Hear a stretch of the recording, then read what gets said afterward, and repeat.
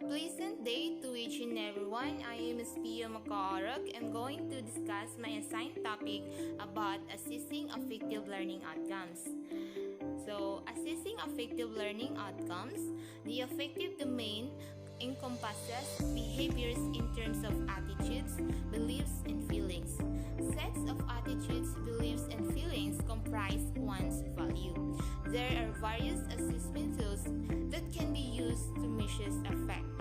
Take note the words attitudes, beliefs, and feelings. So, affective domain covers behaviors with regards to attitudes, beliefs, and feelings. Networks of attitudes, beliefs, and feelings form the student's values. Values are perceptions of ideas of worth, while beliefs are perceptions of fact. And also it is emphasizes on feelings, emotions, and degrees of acceptance or rejection. So affect, a number of non-cognitive variables such as a person's attitudes, interest, and value. According to William James Popham 2003, the reason why it is important to assess affect are: first, educators should be interested in assessing affective variables because these variables are excellent predictors of students' future behavior. Second, teachers should assess affect to remind themselves that there's more being a successful teacher than helping students obtain high scores on achievement tests. And the third one, information regarding students' affect can help teachers teach more effectively on a day-to-day basis. So these are the importance of affective target. First, students are more proficient in problem solving if they enjoy what they do. Second, a more positive environment fosters good student engagement and learning than in a classroom with a negative climate, according to Fisher 1994. So motivation and involvement of students in learning activities are affected by students' attitude towards learning, respect for others, and concern for others. Why most teachers do not utilize any kind of formal affective assessment? Because schools' routines are organized based on subject areas, and assessment of effective targets is fraught with difficulties, according to Macmillan 2007. Many potential sources of error in measuring affective traits often results in low reliability.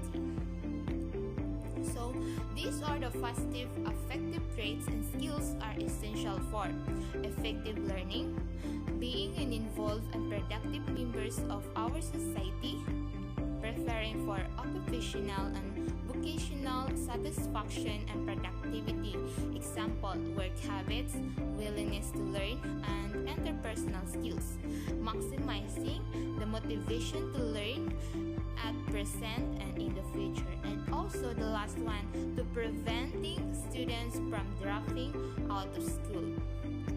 So, affective traits and learning outcomes. The word affective refers to a variety of traits and disposition that are different from knowledge, reasoning, and skills, according to Hone 1995. Technically, this term means the emotion or feelings that has towards someone or something. So, nevertheless, attitudes, values, self-concept, citizenship, and other traits are usually considered to non-cognitive, including more than emotions or feelings. So, these are the affective traits, the traits, and also the description. So, we have 14 affective traits, which are attitude, interest, value, opinions, preference, motivation, academic self-concept, self-esteem, locus of control, emotional development, social relationship, altruism, moral development, classroom environment. So, attitude. predispositions to respond favorably or non-favorably to specified situation, concepts, objects, institutions, or persons. Interest, personal preferences for certain kinds of activities, values, importance, words, or usefulness of moods or conduct in states of existence. Opinions, beliefs about specific occurrences and situations. So, preferences, desire to select one object over another, motivation, desire, and willingness to be engaged in behavior, including intensity of involvement, academic self-concept, self-perceptions of competence in schools and learning, self-esteem, attitude towards oneself, degree of self-respect, worthiness or desirability of self-concept. Locus of control, self-perception of whether success and failure is controlled by the students or by external influences. Emotional development, growth, changes, and awareness of emotions, and ability to regulate emotional expression. Social relationship, nature of interpersonal interactions and functioning in group setting. Altruism, willingness and propensity to help others. Moral development, attainment of ethical principles that guide decision making and behaviors. And last one, the classroom development, nature of feelings, tones, and interpersonal relationships in a class. So, the last discussion will be the affective domain of the taxonomy of education objectives. So, these are the little background about the taxonomy of education's objectives. In 1964, David R. Cradwell, together with his collaborators, extended Bloom's taxonomy of education's objectives by publishing the second taxonomy of objectives. So, this time giving emphasis on affective domain. So, Cradwell and his collaborators attempt to subdivide the affective realm into a relatively distinct divisions. So, affective domains describe learning objectives that emphasizes a feeling, tunes, emotions, or degree of acceptance or rejections.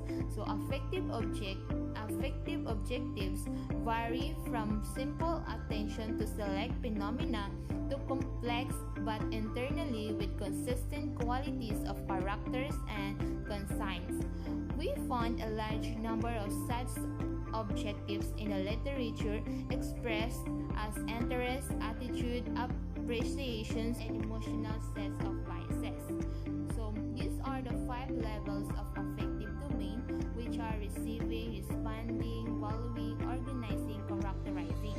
So, these 5 levels of affective domain discussed by Hanan M.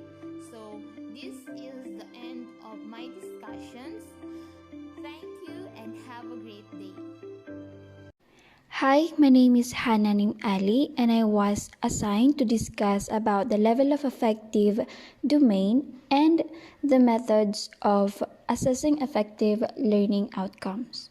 So first, I'm going to discuss about the levels of affective domain. So the affective domain involves our feelings, emotions, and attitudes. This domain includes the manner in which we deal with things emotionally, such as feelings, values, appreciation, enthusiasm, motivations, and attitudes. So here are the 5 levels in the affective domain, moving from the lowest order to the highest.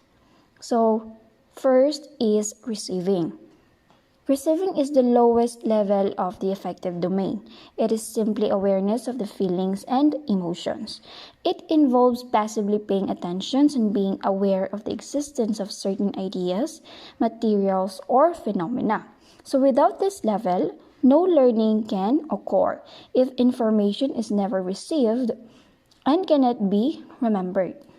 So for example is listening attentively to someone. Another one is when we are watching a movie and also when we are listening to a lecture. So the second level is the responding. So this level involves actively participating in the learning process. You are not only aware of a stimulus, but you react or respond to it in some way.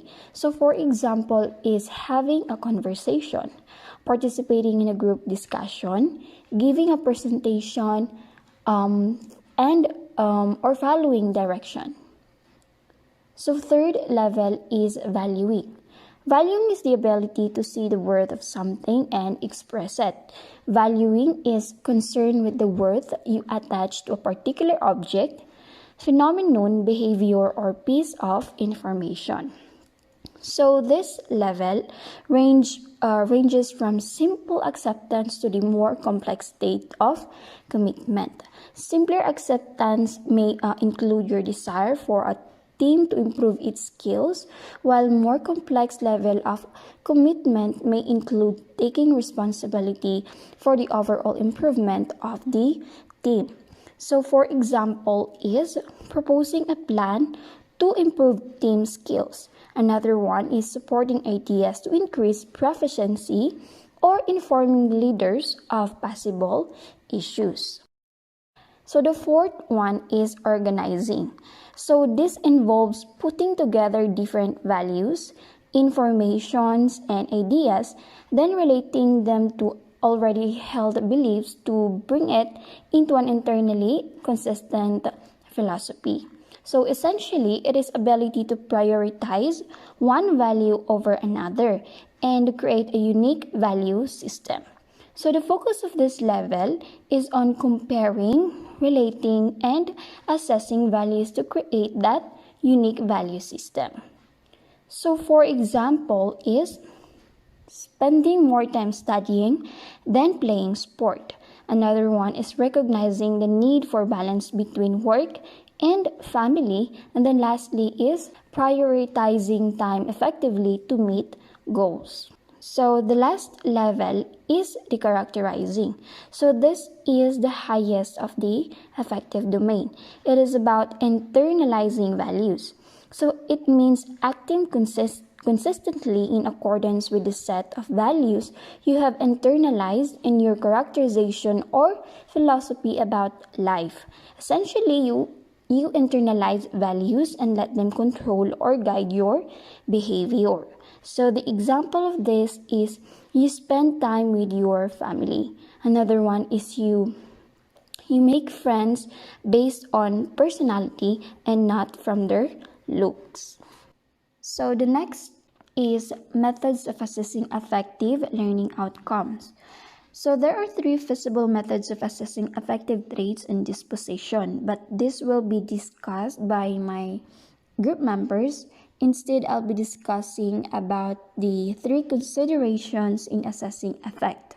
So these are emotions and feelings, use of different approaches, and then lastly is result. So the first one is emotions and feelings.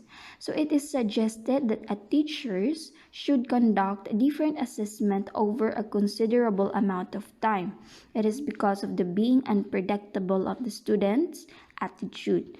So if we consider only a single assessment, there is a high probability that what you assess is not an entire sign of the trait. Hence, it is better to measure repeatedly over several periods of time. So the second one is use of different approaches. So it is very important to use varied approaches in measuring the same affective traits as possible. It is better not to rely on a single method because of limitation inherent in the method. For example, students' self-report may be faked, hence may significantly middle in the result. However, if the self-report are consistent with the teacher's observation, then a stronger case can be made. So lastly is result. Decide what type of data or result are needed, if it is individual or group data. So consideration of what the purpose of assessment will influence the method that must be used. So, for reporting or giving feedback to parents or interested individuals about the learner, individual student information is necessary. Those multiple methods of collecting data over a period of time and keeping records to verify judgments made is appropriate. So, if the assessment is to improve instruction, then results for group or whole class is more proper you use.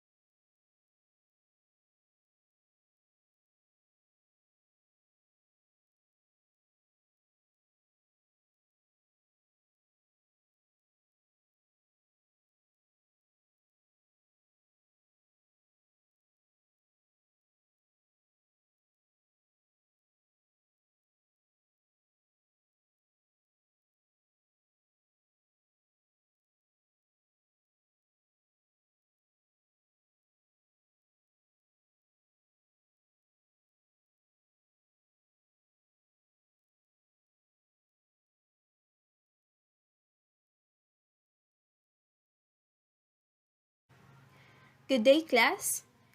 And today's lesson, we're going to talk about student self-report and its types and subtypes. And we have the following contents. First, the definition of self-report. Second, the types of self-report where it could be done in interview, survey, and questionnaire. Then the subtypes, constructed response and selected response format. And also selected response format could be done in three: rating scale, semantic differential scale, and checklist. Now, let's move on with what is student self-report. Now, according to in psychology, a self-report is any test, measure, or survey that relies on individuals' own report of their behavior, beliefs, or attitudes. Now, self-report data is gathered typically from paper and pencil, where our students were going to answer such specific questions, and there it could be done in electronic format or the actual format, where we're going to give a piece of paper to that participant, or also in interview. Now, in this kind of self-report method, this involves the participants' inner feelings, or their sound judgments or opinions, their feelings or beliefs. There's is the kind of self-report where students can't lie, or could be honest with their opinions and such attitudes. Now, we have the most common type of doing self-report. There's interview. Now, we have done a lot of interviews, especially when we first go to to college, where we are being interviewed by such advisor or a specific person, or could be the chairperson if there's the big company. So there's a type of interview where the interviewer, we're going to ask such questions. Let's say, what is your name?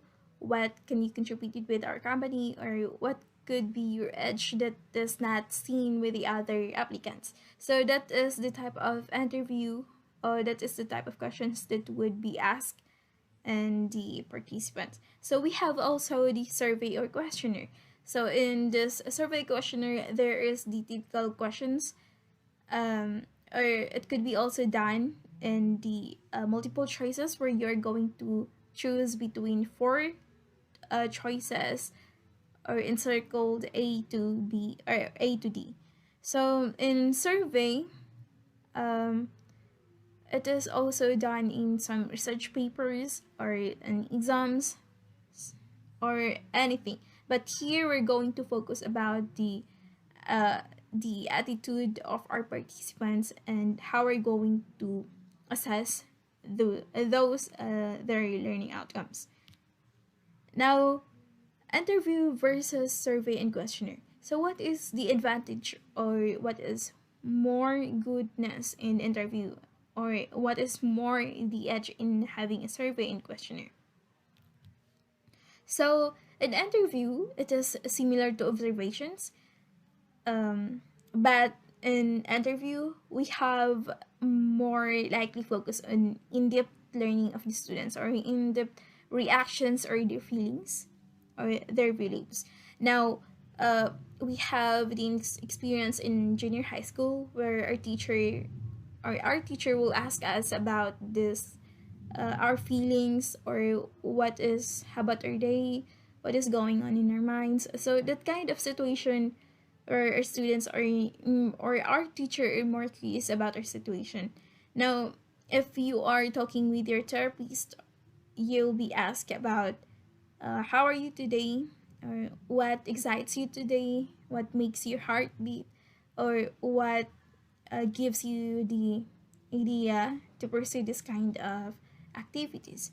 So if that's kind of a conversation will pursue, so then the teacher can probe and respond for better understanding. So that's the time that the teacher will give you a more idea, or more understanding on how we're going to handle such situation. So for survey and questionnaire, it is more commendable when it comes to large audience. So in uh, especially in our situation right now where we're having in online classes. So in online classes, we have received a lot of surveys in our emails, or a lot of students who would conduct a lot of surveys for their research papers. Now that is the edge of having a survey questionnaire, because you can realize, or you can give a lot of, or you have a time, or the students could be a lot of have a time to conduct your survey. It is more easier than interview, because though we can also conduct interview in online class, but some students might not having a good connectivity in having an online interview, or some are caught up with their schedules and their requirements in schools. So it is more commendable in having a survey than interview, because survey, it could be done in 3 to 5 minutes. It depends on how critical or how long the survey. And survey, it can also literally distribute questions to anyone, especially anywhere in the world. So we have seen it, and we have also experienced it, where we're going to invite, or we're going to give some surveys, and some students in Korea or some students in Japan.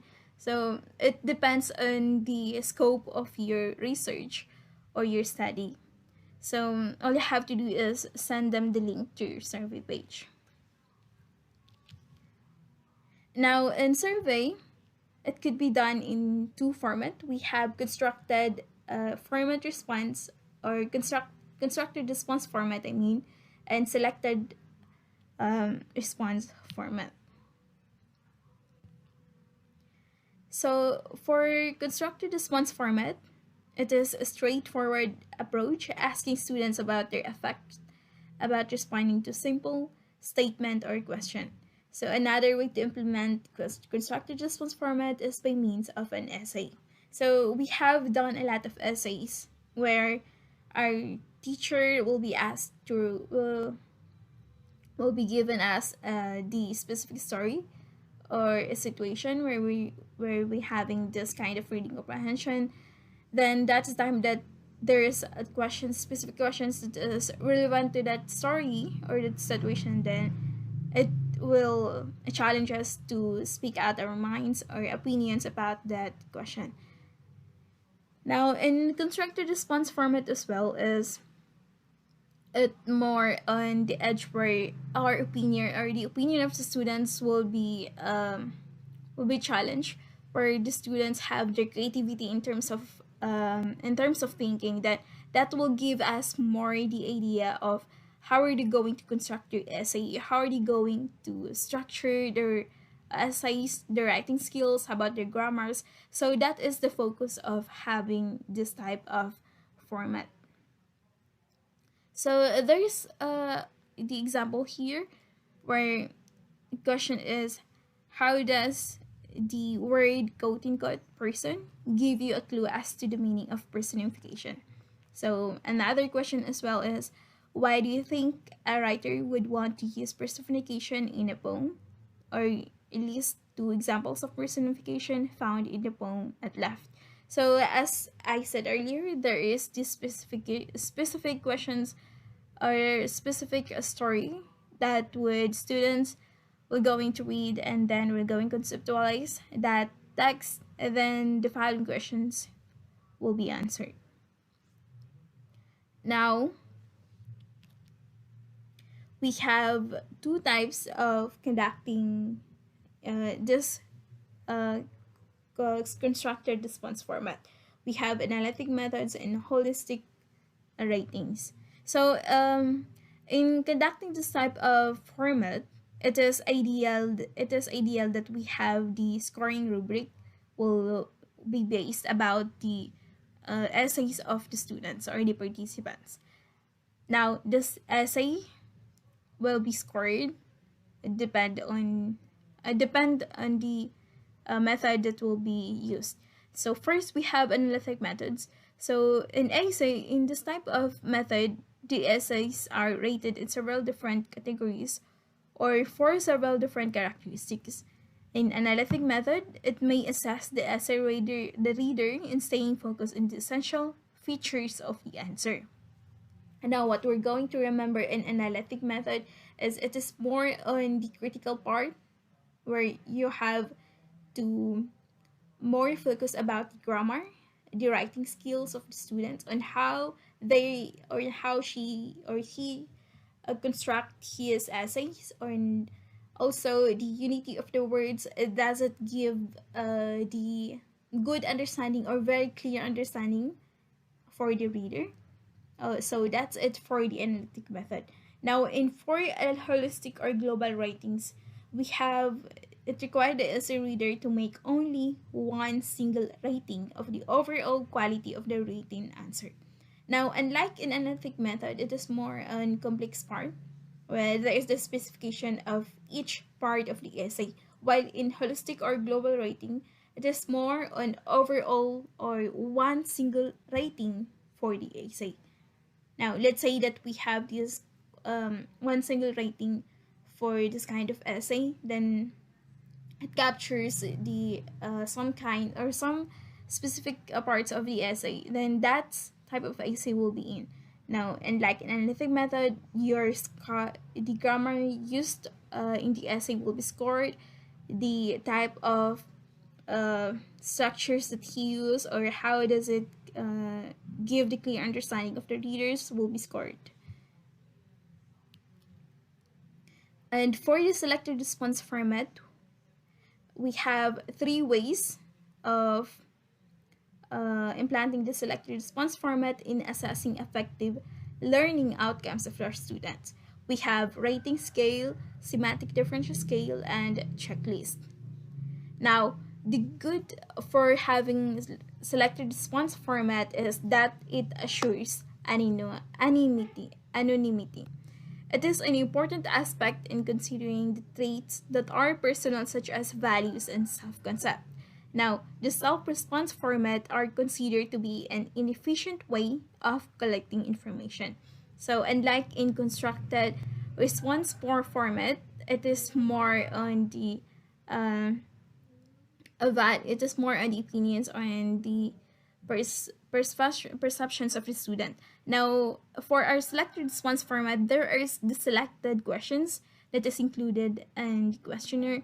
So it is already done, and it is expected that it is already pilot tested by such experts. Now, it assures anonymity. Unlike in constructed, it is more on the essay, so such answers. So such answers will be not expected in the questionnaire. Now, we have the affective assessment tools. So this affective domain encompasses behaviors in terms of attitudes, the beliefs, and the feelings of the students. So by using this kind of tools, it will be easy for the conductor of how we're going to assess the attitude of our students.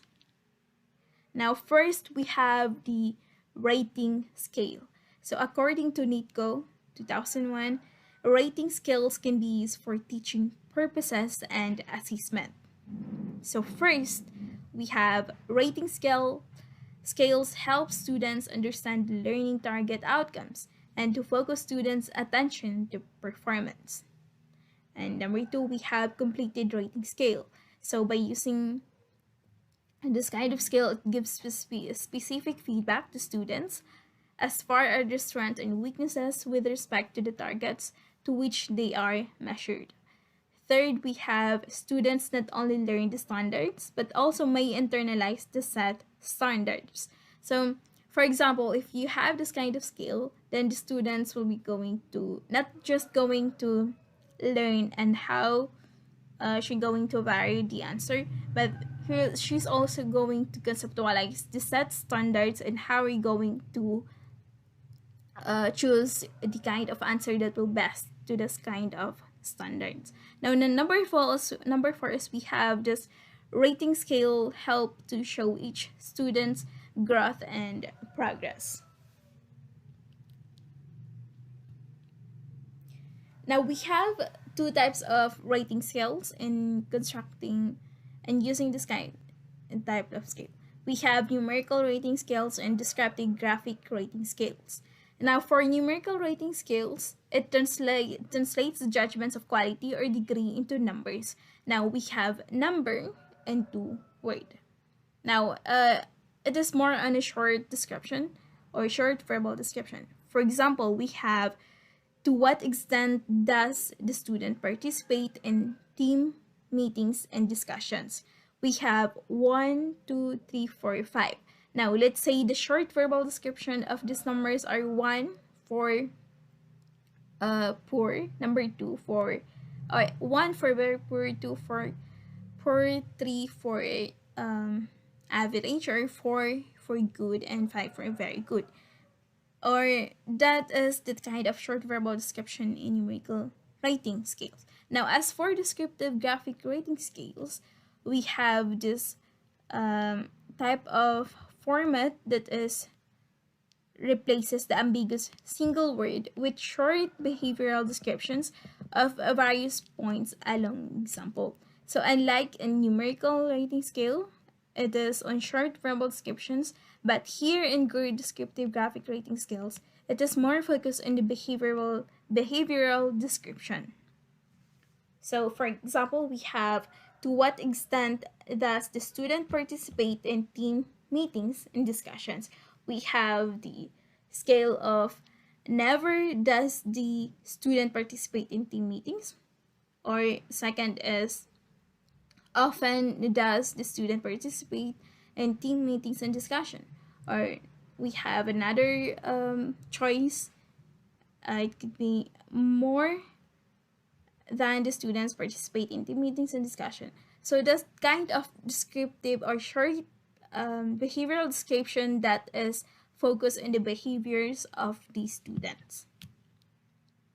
And now we have Likert scale. So that is the common type of scale that is used in research or studies. And this kind of scale, it is wherein a list of clearly favorable and unfavorable attitude statements are provided. We have the scoring of Likert scale is based on assigning weights from 1 to 5 to each position of scale. Now, in using attitude scale, it is best to ask for anonymous responses. Why? Because as you give anonymous responses, you have a lot of choices of a lot of answer for your survey. And in interpreting the result, it is important to keep in mind that these are the verbal expressions, feelings and opinions that our individuals are willing to report. Now, we have the example here. The instruction is put a check in the column for each of the statements that applies to you.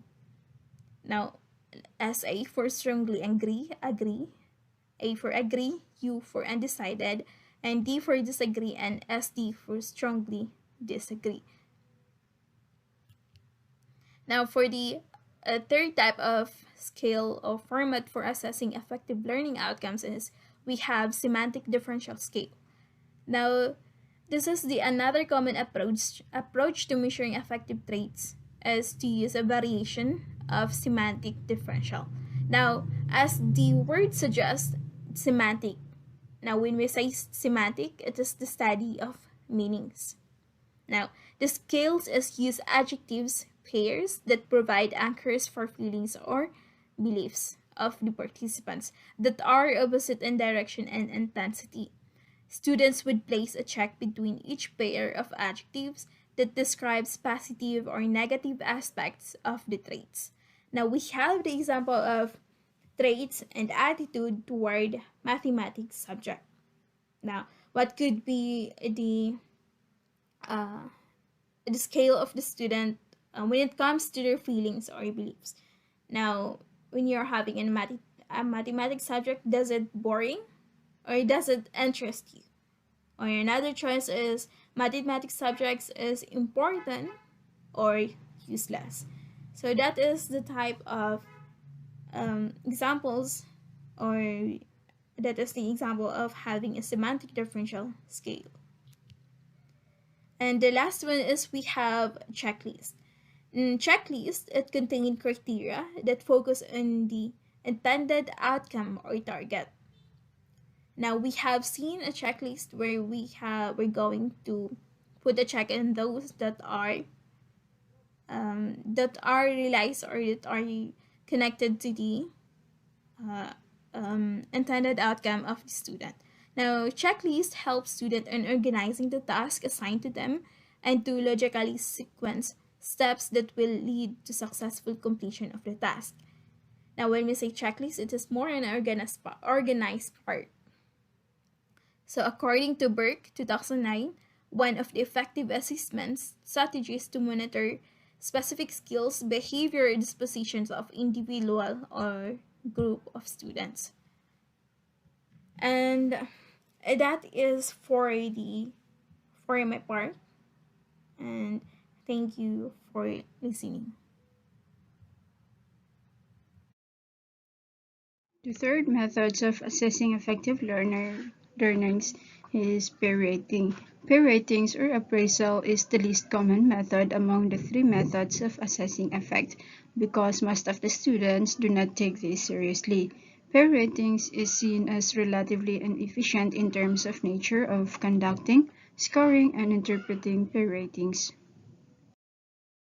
There are two methods of conducting peer rating: A. Guess who approach, and B. Sociometric approach. These approaches can be used together with observations and self-reports to strengthen assessment of interpersonal and classroom environmental targets. Each of the three methods, observation, self-report, peer ratings, has its own advantage and disadvantages. There are types of effect that needs to be assessed if attitude components are to be diagnosed. A self-report will give a better information. Observation can be supported by peer rating method if the target is socially oriented effect. If group response and tendencies are needed, selected response self-report method is suited because it assures anonymity and is easily scored. If the intention of the effective assessment is to utilize the results as supporting input to grading, then multiple approaches is necessary. This time, I'll continue and repeat the discussion about checklist. Checklist is one of the effective assessment strategies to monitor specific skills, behaviors, or dispositions of individual or group of students. That is according to Berg 2009. Checklists also contain criteria that focus on the intended outcome or target. For example of this is, in giving a test item, your objective is to discriminate fact from opinion from the President Duterte's first State of the Nation address or SONA. And in your test item, the statement is from the State of the Nation address SONA speech of President Duterte. Give 5 examples of facts and 5 examples of opinions. Thus, are the target of objectives meet the test item, or are they related or connected to your objective in giving the test item? In the checklist, also, the answer to each statement is either yes, no, or done or not done. If you will just put a check on the given statement if they meet or connected. In the earlier example, if the objective and a test item correspond connected, you will just answer in the checklist yes, and if they are not connected or if the outcomes do not didn't target the outcomes, you will just answer no. And also, the checklist helps students in organizing the tasks assigned to them into logically sequenced steps that will lead to successful completion of the task. In submitting a written project, student needs to know the needed format, font to use, and how to present the report, and when and where to submit the task, because a checklist is having or organizing those tasks that assigned to me to complete it successfully. Checklist for the teachers. A criteria checklist can be used for formative assessments by giving emphasis on specific behaviors, thinking skills, social skills, writing skills, speaking skills, athletic skills, or whatever outcomes are likely to be measured and monitored. Checklist can be used for individual or group cases. Technically, checklist is a tool of tasks accomplished, not a means of assessing acquired knowledge. In this, I wrote everything. For example, I wrote everything in my notes, the assigned task to me in my classroom, and every time I finished one of it, I'll just mark it, check if I accomplished it, or I'll just put check or mark as done.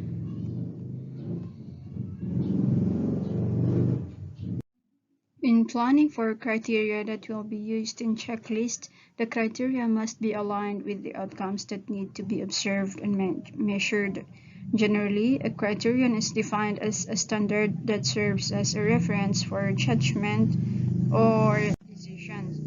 Buckham, 1999, explains that when teachers set criteria, the main emphasis is to use these criteria in making judgment regarding the adequacy of student responses, and the criteria will influence the way the response is scored.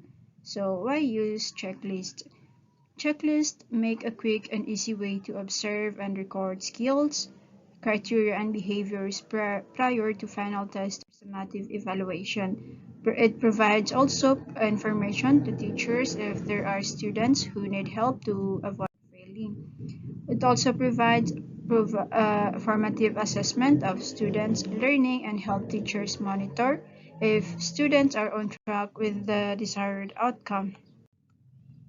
So this is why checklists are very useful, because it can guide you to keep you on track to meet your target and outcomes. So thank you for listening.